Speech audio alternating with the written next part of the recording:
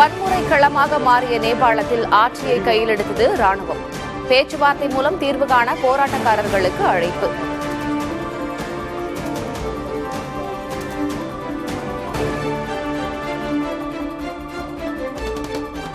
நேபாளத்தில் வன்முறையை கட்டுப்படுத்த காலவரம்பற்ற ஊரடங்கு உத்தரவு. தலைநகர் காத்மண்டுவில் வெறிச்சோடிய சாலைகள்.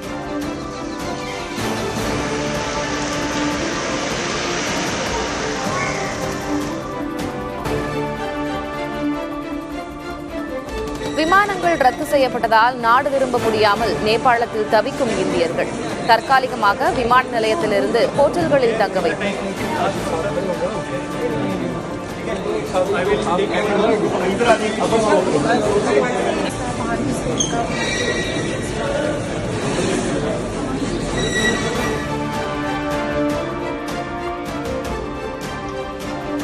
நேபாளத்தில் கிளர்ச்சியாளர்கள் பற்ற வைத்த தீயை அணைக்க முடியாமல் திணறும் ராணுவம். 2வது நாளாக பற்றி எரியும் கந்திப்பூர் தொலைக்காட்சியின் தலைமையகம்.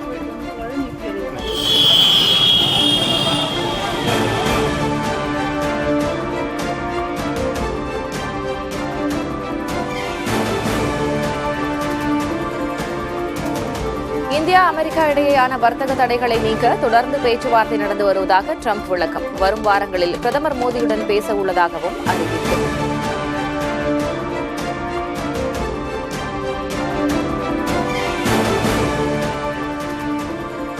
அமெரிக்க அதிபர் டிரம்புடன் பேச ஆவலாக இருப்பதாக பிரதமர் மோடி பதிவு. இரு நாட்டு மக்களுக்கும் ஒளிமயமான எதிர்காலத்தை வழங்க இணைந்து செயல்படுவோம் என்றும் அழைப்பு.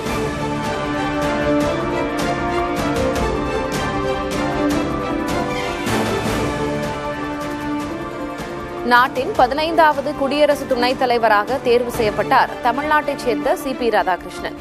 சுதர்ஷன் ரெட்டியை விட 152 வாக்குகள் அதிகம் பெற்று வெற்றி பெற்றதாக அறிவிப்பு.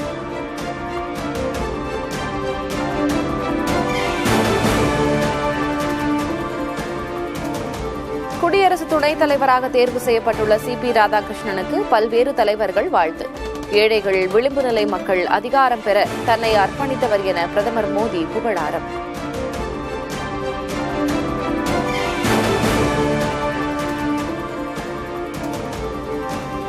குடியரசு துணைத் தலைவராக தேர்வு செய்யப்பட்டுள்ள ராதாகிருஷ்ணனுக்கு முதலமைச்சர் மு.க.ஸ்டாலின் வாழ்த்து.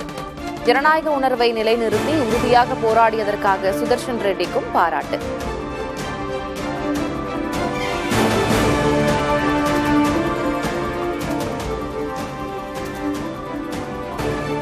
நாட்டின் வளர்ச்சிக்காக அனைவரும் ஒன்றாக இணைந்து பணியாற்ற வேண்டும்.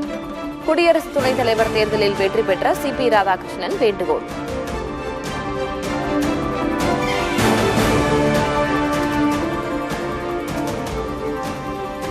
சி.பி. ராதாகிருஷ்ணனின் வெற்றி ஆளும் கட்சியின் அரசியல் ரீதியான தோல்வி என காங்கிரஸ் விமர்சனம்.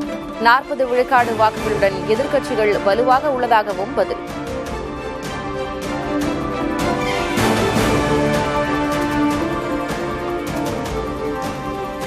ஆசிரியர் தகுதி தேர்வு விண்ணப்ப பதிவுக்கு இன்றே கடைசி நாள். மாலை 5 மணிக்குள் அதிகாரப்பூர்வ இணையதளத்தில் பதிவு செய்ய அறிவுறுத்தல்.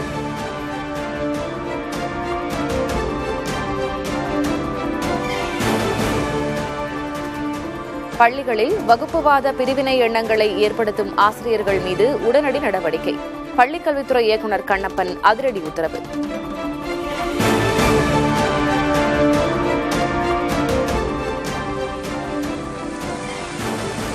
கொடைக்கானலில் பெய்து வரும் மழை காரணமாக 1 முதல் 5 வரை உள்ள வகுப்புகளுக்கு இன்று விடுமுறை அறிவிப்பு.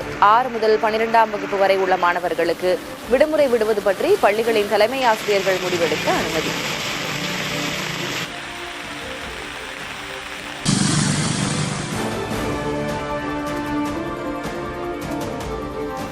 தேனி மாவட்டம் கும்பக்கரை அருவியில் வெள்ளப்பெருக்கு. சுற்றுலா பயணிகள் குளிக்க தடை விதிப்பு.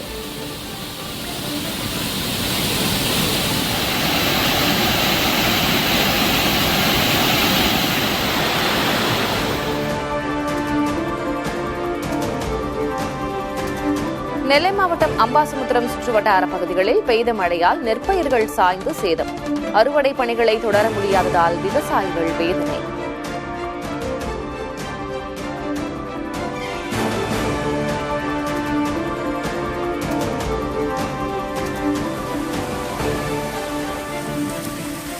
தமிழகத்தில் இன்று கோவை, நீலகிரி உட்பட 12 மாவட்டங்களில் கனமழை பெய்யும். சென்னையில் மிதமான மழை பெய்யக்கூடும் என கணிப்பு.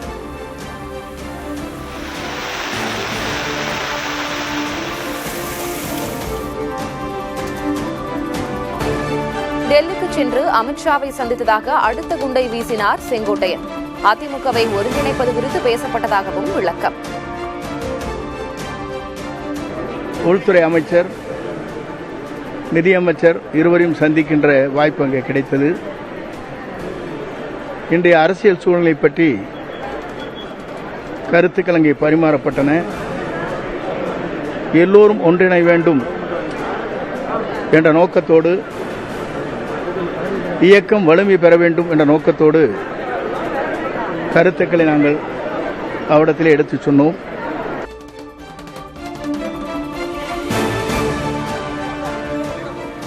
டெல்லி சென்று திரும்பிய நிலையில் ஆதரவாளர்களுடன் ஆலோசிக்கிறார் செங்கோட்டையன். ஈரோடு மாவட்டம் கோபிச்செட்டிப்பாளையத்தில் செங்கோட்டையனை சந்திக்க ஆதரவாளர்கள் வருகை.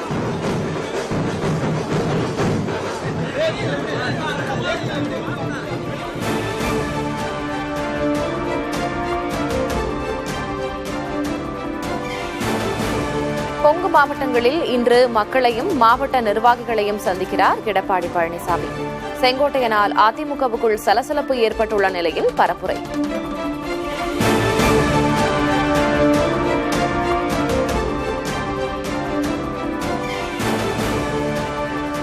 தஞ்சை மாவட்டம் ஆழ்துறை பேரூராட்சி தலைவர் கொலை முயற்சி வழக்கு. மேலும் 2 பேரை கைது செய்து காவல்துறை விசாரணை.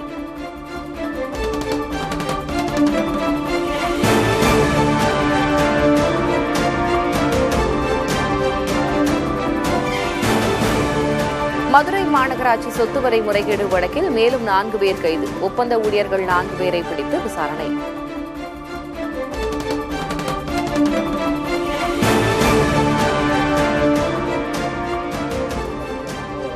கர்நாடகாவில் புலியை பிடிக்க வைத்திருந்த கூண்டில் வனத்துறையினரை சிறை வைத்த கிராம மக்கள். புலியை பிடிப்பதில் தாமதிப்பதாக குற்றச்சாட்டு.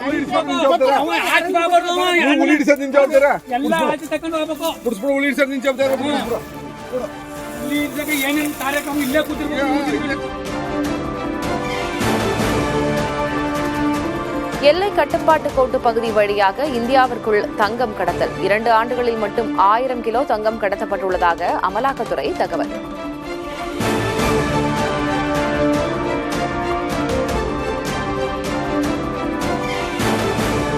ஆசிய கோப்பை கிரிக்கெட் தொடரின் முதல் ஆட்டத்தில் ஆப்கானிஸ்தான் அணி வெற்றி. 94 ரன்கள் வித்தியாசத்தில் ஹாங்காங்கை வீழ்த்தியது.